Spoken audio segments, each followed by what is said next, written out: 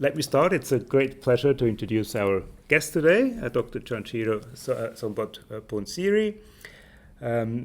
It's an especially great pleasure to see her today because I've known Janjira for a very long time. She is currently a research fellow at the German Institute for Global and Area Studies in Hamburg in Germany, but also an assistant professor at Chulalongkorn University. Before that, she worked for about 7-8 years at Thammasat University. These are the two big universities in Thailand, Chulalongkorn and Thammasat. Janjira is special to us because she did our master's degree here with us. And I had the pleasure of having her in my class on ethics and human rights. And I had to look it up. It was 2007, so quite a while ago. And I looked up my marking from back then, my marking notes. And on Janjira's essay, I said, really sophisticated, but takes on way too much. I learned from that note. And I had to kind of revise my view because over the subsequent 15 years, Janjira did take on a lot, but she managed to deal with it extremely well. So I think I have to revise my view.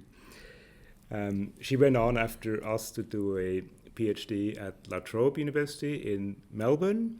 And then she became a real leading scholar on nonviolent forms of resistance. She has a fantastic book on humor and as a form of nonviolent resistance with Syracuse University Press. And I've used this book in my teaching on nonviolence every year for several years. And Janjira was kind enough very often to come on as a guest lecturer. So she's made fantastic contribution on that. But she's also had a very impressive journal publication track record, including a recent article in the Journal of Peace Research, which is probably the mainstream journal in the field. So we're exceptionally delighted to have Janjira with us today. Welcome to Brisbane, or welcome back to Brisbane. Thanks so much for having me. Just hearing, about how I did in 2007. It was really interesting and also fascinating to come back here. And this is a beautiful campus, and it's like coming back home. So thanks for having me, and glad to be here with you today. So look, the plan is in the first 25 minutes or so, Janjira will talk about her new book project on digital repression in Thailand. But I think she'll deal with implications that go beyond Thailand. But I want to maybe start off asking you to perhaps situate that book project in the context of the work you have done over the past 10, 15 years on nonviolence. In a sense, you've made some really big contributions on not just on humor as a form of nonviolent resistance, which you looked at in the context of Serbia, but you've done a lot of work on nonviolent resistance in Thailand, in other parts of the world, very conceptual contributions, but also empirical contributions. Can you perhaps give us a sense of what the 2-3 sort of key lessons you've learned from having spent 10, 15 years on this topic and having now become one of the world's key authorities on it? So what would you think are the key sort of takeaway points from the work you've done on nonviolence? Yeah, thank you. I think, I sort of worked on humor back during my PhD, being motivated by my experience at home, Thailand, being embroiled in this tit-for-tat protest and political polarization. So I wanted to find something creative. How can nonviolent protests transform escalating conflicts and conflicts that would that are almost to that are to become a form of armed conflict, right? So just that kind of idea. So that took me to Serbia, and how I felt back then was that humor is a form of everyday resistance, and an experience that each of us is something that each of us practice every day. but what's striking about the case study in Serbia is that these protesters, a youth group called Otpor, they could transform that everyday form of experience into organized, collective action that was largely nonviolent. So one of the lessons I learned is that there's no separation between everyday form of resistance and public resistance, and I think these two are a continuum of the spectrum of resistance, if you like. And I think I saw that sort of phenomenon coming to play in Thailand when the country was under military rule, and how young people, mostly activists who want to continue their activism despite, closing space in Thailand, they use humor in offline space and online space. There are a lot of everyday satire. There are a lot of online memes that actually challenge the authority of the military junta back then. So protests that, came to the fore after the military rule in Thailand from 2019 onwards are the results of that everyday form of resistance. So in that sense, is humor a form of resistance that's possible because it might not be possible to speak more openly about critique? Correct, or yeah. is it... Yeah, correct. I mean, humor is part of, to use James C. Scott's word, weapons of the weak. So, I mean, you could see people who cannot express their opinions publicly against the authorities. They have to find other vehicles of resistance, and humor is one of these vehicles. How has that worked in Thailand? Do you think it's been successful, or is it obviously that one of the big issues is how to measure the impact of something like that? Humor will not immediately gain any kind of social change, but do you think has it transformed how people think about politics and how people perceive a critique of power and... Definitely. I think the transformative moment in Thailand was 2020 and 2021. Before that, basically young people who lived under the military rule in Thailand from 14 to 19, they've been doing memes online, right? And mocking the authorities online because they cannot do that offline. That would mean jail sentences, that would mean, intimidation. And so they basically cultivating that kind of skills and experience. And in 2020 onwards, I mean, I would say that humor is one of the sort of form of subversion of the highest authority in Thailand, which is, the royal elites, right?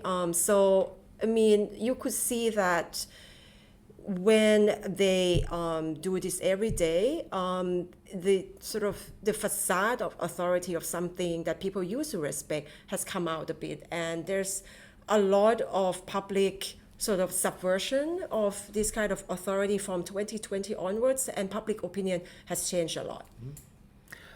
Are there big differences between, as you looked at humor in Serbia as a form of resistance and in Thailand? Obviously two very different cultural spheres, very different political spheres. Does that work in similar ways, or do you feel there are major sort of differences in the sense that humor very often, in my experience at least, humor is probably the last thing you learn when you learn a language. It's very difficult because it's very subtle. It's very. So do you feel this is intrinsically linked to the kind of space it's operating in, or are there kind of key similarities that you found across these spaces? Or? I mean, humor is a fascinating experience, human experience, because on the one hand, it is so culturally embedded. Something that we deem funny in our culture may not be deemed as funny in other cultures, right? And there are a lot of cultural red lines where you wouldn't cross in certain culture, but in other cultures you would cross. Then that's acceptable, socially acceptable. So I think that's the cultural uniqueness of humor. But at the same time, laughter is a universal experience. I don't think that there's any culture that doesn't laugh, right? So it's a universal human experience. The subject of laughter could be different, but at the same time, I think that I would like to believe that mocking or subverting authorities by using humor is part of a common experience in a lot of cultures as well. Part of my PhD process was to go through a lot of joke books. That was quite fun, you get to do your PhD and read jokes, but I haven't, like, the books that I've read are from all kinds of cultures. Asia is very diverse, but at the same time, there are a lot of joke books coming out from one of the most suppressive contexts, like Iran or during the Soviet times, right? So I think that humor is something that humans learn to cope with realities as well. So it's for me, it's both unique and universal experience. Look, why don't we sort of do a bit of a shift and talk about your current book project, which deals with digital repression. So that's, you almost go to an 80-degree reversal and look from forms of resistance, forms of dissent, humor, towards the opposite side of how resistance is being repressed. So you look at surveillance, technological aspects of surveillance. You also look at sort of intimidation, online intimidation. So can you, perhaps before we go into the details of these projects, can you give us a sense of what motivated you to make this shift? Do you feel like that was part of understanding resistance? You had to know what is being resisted and how that works? So why this shift? I mean, as with my choice for my PhD subject, right, it was all about lived experience in Thailand, and that's, sort of, that demands me to look somewhere else. And I mean, after I finished PhD, I came back to Thailand teaching, as you already mentioned, and I taught a lot of students who became activists. And I happen to know a lot of them, and basically during that period of 4 years, from between 4 to 6 years, 2014 up until last year, the patterns of repression have changed. And I started noticing students that I taught, people that I know, people that I care, they being attacked in social media. Coming out of some unknown accounts sometimes. These are not the usual suspect of, like, pro-government media outlets, but these are just unknown accounts, right? So at the same time, these students were also charged by draconian laws. And from 2021 onwards, the same people were attacked by spyware. So I start questioning, so what is happening, what's going on? And, these are students who actually, the young activists who try the methods that we taught, humor, nonviolent activism, yet they were being repressed. And we could not do anything about that. So I start realizing that something is going on. There are new patterns of repression that we don't know. So that, as we said, is out of my curiosity, but also lived experience. And then once I started digging in a bit, it started making sense. I mean, repression, the politics of repression, if you like, according to nonviolent resistance literature, is that armed repression, the assumption is always about armed repression, right? That unarmed activists being repressed or being cracked down on by states' use of force, you could turn that around. You could reverse the negative effects of that, right? By highlighting the atrocity of actors who repress a movement. So that the whole process is basically about making repression seen publicly, dramatizing it, making seen. But the patterns of digital repression that I observe in Thailand and elsewhere in the region makes that harder, makes the impact of repression harder to be seen. can you maybe talk a little bit about the technological dimensions of that? In a sense, digital repression is all about having different means to repress and resist. There's two aspects, obviously, that weren't there 20 years ago. As you said, a lot of the theories of nonviolence that we study in our course and that Cormac is teaching at the moment rely on a world prior to digitalization, about the theories from all the way back to Laboiti or Gene Sharp and et cetera, Gandhi, are from a different time. So do you feel this really requires us to rethink completely how we think about domination and resistance and how these interact, or do you think our sort of decades or centuries old traditions of thinking about that are still kind of useful? Absolutely. And I mean, I'm actually still new in this field, unlike a lot of my peers who've been working on digital politics for a decade. But from what I understand is that when it comes to technology and politics, there are three things that are fundamental. One is data. Two is software. Now the AI algorithms. I can touch upon that later, how that affects mobilization and repression. Third is hardware. Semiconductors needed to create massive data centers, needed to process, this data coming in. So it's a cycle of tech and politics. So these things can sound very technical and off-putting for a lot of social scientists studying technology. But I think that's why the field is super fascinating, because when you look at resistance and domination, we often understand domination in terms of dictatorship, for example. We understand domination in terms of totalitarian regime, oppression, right? Something with a human face. With tech, it's so blurred. Everything is blurred. And the tech space is almost heterotopia. On the one hand, you have activists using the network infrastructure of social media to mobilize, to make their activism seen globally, to basically connect with others like never before, right? So the level of connection through social media platform, as an example of tech politics, is massive, yeah? But on the other hand, you have to ask, who controls tech space? Who actually funds it?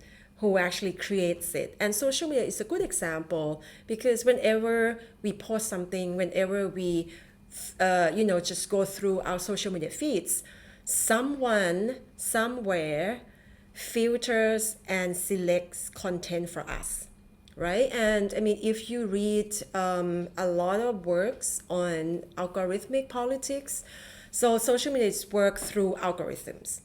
And basically, algorithms are the system that allows us to see and not see certain things. Also allow us to talk about certain things, post about certain things, but our post can be taken down if it's considered as violating community guidelines, right? So then you have to ask, are algorithms created by humans? Yes. And so who created them? What do they want? So all of these things, for me, is about power. Because algorithms can do so much. It basically, it can allow repression, it can allow resistance, and you have to ask, like, who decide these codes, and how can we influence the code design behind algorithms. So I wouldn't go into a lot of detail, but that's how I understand the politics of tech and resistance and domination. Yeah.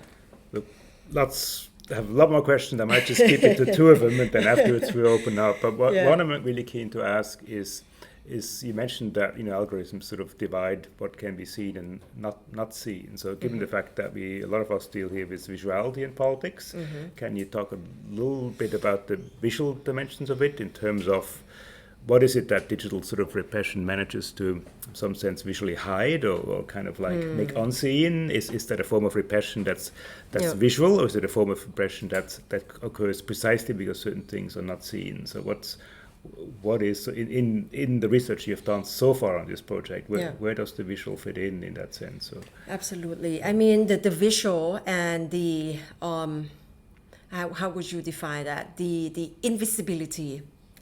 Something is made to be invisible, right? I think that's the core of actually tech politics. As I said, digital repression is all about hiding the impact of repression.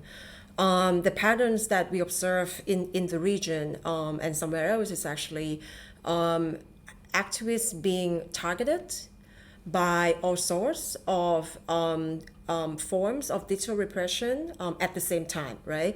But you actually, sometimes you see police arresting people, but it's just, you cannot see who is behind the hacking of your mobile devices, who is behind the spyware attack, and who is basically monitoring you whenever you go online, right? And this kind of data being collected through digital surveillance is being used to target activists with legal charges, with online smear campaigns.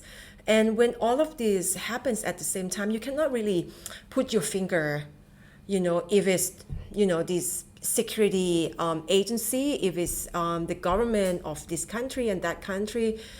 The actors have become so diverse and dispersed that basically using that, what nonviolent resistance scholars would call jujitsu effect or a backfire effect, that you would reverse the impact of repression, has become impossible, because you cannot demand accountability from someone because you don't know who that someone is, right? So, from that point onward, what we found in our research in Thailand is that even though we cannot find who is behind all of these forms of repression, but we know that the impact is real. But what's striking for us is that instead of physical impact, what we found is rather activists experiencing primarily psychological impact. So when you are followed, when you are monitored, when you are attacked with spywares and propaganda day in and out, activists feel really there's burnout, there's anxiety, and there's a lot of mental health issues. And because the issue of mental health is seen as an individual thing, activists tend to not talk about it, and again, they tend to look inward and basically say, this is not because of repression, this is because of us, right? Because of what we do. So, this is the invisibility of all of this phenomenon that we're talking about. Now, our initial response to this, our project, is to make all of these hidden things visible. Right, we produce from the research project, we produce a video clip, a very short documentary showing the impact of digital repression on young activists, trying to humanize the targets of repression, and basically trying to make public understand that this is a collective problem. This is not an individual issue. The fact that someone has a burnout, the fact that someone is facing mental health issues is part of what is going on in terms of repression. So that's our approach to this. Do you think, you sort of discussed how digitalization is both increasing the ability for repression, but also for resistance, for dissent? Where do you think that ends up, in the sense is that giving more power to those who have power, or do you you know what I mean? How does it change the balance of power between domination and resistance? Is it tipping it in particular directions, or is it simply shifting in areas? Is politics and the struggle for social change simply shifting into other domains that are carried out differently than we used to do it? It's really tricky. Because as I said, tech sphere is dominated by tech companies who design algorithms, who basically monetize our data. And tech companies actually look for markets, and they sometimes work with state actors to expand markets, right? So the power relations in the tech sphere is very imbalanced. Most of the time, the activists say in the years of the Arab Spring and others, 2010s onwards, activists were at the forefront of using tech. And then the state catch up, right? The authorities who being opposed to, they have caught up. I think we have to wait until the next round of tech evolution coming about. And I think that right now we're seeing a lot of innovations that want to offer basically free service for activists to basically chat free of charge, but also can evade surveillance, can evade different forms of repression. You have movements of VPN, how you could keep activists secure from being followed. And so they're just sort of reactive response to digital repression right now. I think that it would take years to catch up again, for resistors to catch up with those with power. But I think that this is the project that my colleague in the UK and I are sort of trying to work out together. How can we sustain resistance through different forms of hope? And I think that digital hope is part of that. And innovation and technology, I think, is not always sort of controlled by those with more power. Yeah. So look, I think we'll just have about half an hour. We'll open it up to people who want to come into the discussion.